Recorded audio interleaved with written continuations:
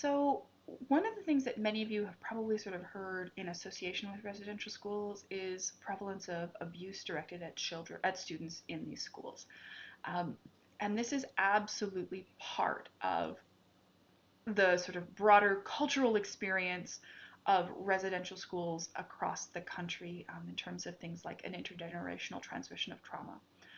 And the first thing I want you to understand about that is that in a lot of ways, what's happening and sort of this idea about abuse is not even necessarily going to be about being beaten or sexually assaulted. It's like there's already an abusive element in essentially having children grow up without their parents. And those effects sort of last for a really long time because if you think about the process of like how do you learn to be a parent, there's no classes for that. You don't take classes. And even if you sort of do, at a certain point, right, when you don't know what else to do, you kind of fall back on what your parents did. Well, what do you do if you don't know what your parents did? And what do you do if you don't have that same kind of model for how you negotiate family relationships with your siblings, with your spouse? All of that kind of modeling is really, really, really, really important. And one of the things that happens in residential schools is you sort of pull children away from those environments. And even when they go home to visit, they can't really connect with them in the same way because they're losing their indigenous languages intentionally on the part of the schools. And their home communities aren't picking them up and they don't have the same cultural knowledge, right, in terms of how to participate in indigenous life because they've been taken away from people who can teach them that. So, and one of the consequences of that sort of thing is this experience of like not really fitting in either world, right? You can't quite fit in the Western world because you didn't get enough education. But you can't fit in your indigenous community because you got too much of the wrong kind, right? So you can't hunt and fish or participate in ceremony like your elders are expecting you to be able to do, but you also can't like go become a doctor because you can't get into med school because you don't have the academic background to sort of prepare for that.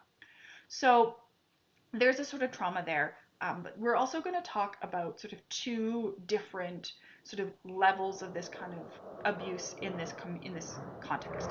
The first of these is abuse by teachers and or staff. There's an airplane going over the top of my house, very, very, very, very close right now.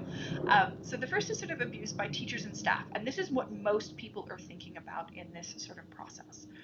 So one of the things you need to understand about this is that in some ways that violence and that abuse is also structural, right? Similarly to our conversation about Indian agents, the nature of the job in residential schools kind of means that you're working with children unsupervised, right? Because residential schools are not in large urban centers. They're not in communities where parents are going to sort of watch you and be like, excuse me, get out, or stop doing that to my kid. So there's a lack of supervision in that sort of case, right? Again, uh, given the nature of the job, and given the nature of the pay, there are a number of people who sort of can't get jobs anywhere else who are sort of taking these ones because there's nothing else available. And of course, the people who take those jobs intentionally intending to abuse and prey on other people. The other thing that you need to understand is that some of that abuse is also structural. Um, Most of you, I imagine, have never actually had to do this. But the thing I hate most about teaching in the classroom is standing in front of a classroom and asking a question and everyone looking at me blankly like, I don't know, what are you talking about, lady? Or, I wasn't paying attention, you're not important enough to do that. And that's really frustrating. I don't like it. But it doesn't happen to me every single question I ask all day, day in, day out, because I'm talking to people who don't speak the language that I do. Okay. So one of the things that you need to understand is that in a lot of ways, some of that abuse is going to come from like a place of frustration, a place of these teachers not having the skills that they need, not having the resources that they need, not having the supports that they need, and eventually that frustration sort of can get taken out on children in ways that are inappropriate. That is exacerbated by the fact that there's not a ton of supervision, and that also means that there's not a ton of sort of social checking up on people. So there's not a lot of interaction with, for example, other people who sort of say, you seem to be complaining about your students a lot. Are you sure you should be teaching? Maybe you should find another job, because you're not talking to people who aren't teachers because of the way that the schools are located in communities and are relatively isolated. So there's that kind of piece that kind of builds into that. There's also sort of some beliefs about what the schools themselves are doing. So if you have a deep and convicted belief that, for example, indigenous spirituality and indigenous religious traditions are a form of demon worship, and demon worship gets you sent to hell, and you also believe that corporal punishment, that hitting someone, is going to convince them to stop doing that thing, if you genuinely believe that person is going to hell, then causing them physical harm to prevent that outcome makes a certain kind of sense. Okay? Again, I'm not defending those actions, but it's really easy for us to sort of look back at residential schools and think that they are evil places ran by evil people. Um, and that's way more comfortable for everyone else. But if you really dig into it, you have to recognize that, like, no, it's not exclusively that. There's a lot of this stuff that was structural. There's a lot of ideas about what was acceptable in society as a whole. There's a lot of those sort of pieces that we really need to figure out and understand that in a lot of ways, this is something that our entire society participated in, rather than sort of just the teachers who ran residential schools. Okay, this is something that the society as a whole needs to address and needs to understand, because it's connected to sort of our ideas about Indigenous people in general and that kind of thing. Also about children. Um, the other thing that we need to understand is that there's also a lot of violence and a lot of abuse directed at students in residential schools that comes from other students. This is, again, connected to some really similar ideas, right? If you don't know how to maintain an appropriate or negotiate an appropriate romantic relationship, or sort of puberty and raging hormones, then you might conclude that committing sexual assault makes sense. And let's be clear here, if your school is run by priests, they're not really going to be giving you like a sex positive, sort of understanding your body form of sex education. The kind of sex education you're going to get is don't.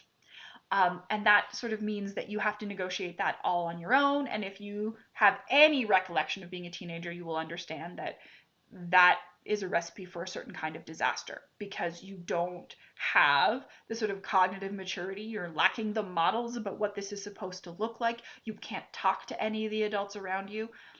That's sort of this additional challenge. So there's that kind of experience about that, sort of just in terms of like, we put these children in a situation where they didn't get the supports that they needed to learn. And so we have some expressions of, even if we sort of think about things like expressions of affection and expressions of attraction, that become sort of abusive and sort of expressions of power.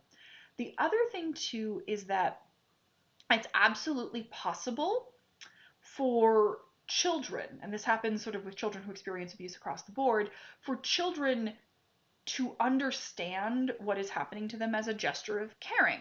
So if you understand the priest who, beat you with a stick when you said the Lord's Prayer wrong as a gesture of affection, and as a gesture of them trying to make sure that you turn out okay, then if you care about someone younger than you who's doing something that's probably not going to make them okay, or you don't think it's going to make them okay, then that expression of violence starts to make sense to you, because that's what was modeled for you as an expression of caring. And that is really, really, really, really important to understand too, in that it's also important not to blame students in this environment for that, because the system and the situation that we put them in kind of contributes to that experience and makes it difficult to sort of go through that. The other sort of piece that I want to sort of communicate in this is that not all students in residential school experience the kind of physical and sexual abuse that we often talk about in relation to these schools. In fact, you can probably look back and find that the majority of them don't. The majority of them are not, for example, sexually assaulted by priests. The majority of them are not sort of given broken bones, and like, that's not what's sort of happening in this environment. That said, that doesn't mean that all of these students are not affected by that. All of these children are not affected by that. Because one of the things that sort of has to happen in order to have an appropriate educational relationship is that you have to essentially trust your teachers. because your teachers are occasionally going to ask you to do things you're like, I can't do that. I don't know how to do that. And you have to sort of trust that the teacher is going to be able to get you there. And if you have a number of students in your classroom and in your sort of school environment who don't trust those teachers because those teachers have hurt them, those teachers have betrayed them, those teachers have sort of assaulted them, abused them, all of those sorts of pieces, then you're communicating that fear to your classmates, and that becomes a problem too. So this experience is sort of really like wide ranging, and we could talk a whole lot about contemporary effects of this. I will leave that to you guys to do because we're not going to do it today. But that's sort of my initial sort of very, very brief overview of abuse in residential schools. If you are interested in that process, I will absolutely refer you to the documents and videos that were produced by the Truth and Reconciliation Commission. They are available publicly, and you can sort of watch people who experience residential schools tell their stories, and sort of you can see it firsthand. Although I will warn you, those can be very, very difficult to watch. So if you're going to do that, make sure that you're taking care of yourself and that you are in a place where you can sort of hear those descriptions of trauma and really difficult experiences as children. Okay, that's our discussion about this experience of residential schools. We're going to talk a lot more about contemporary Indigenous experiences as we go through, but that's my introduction.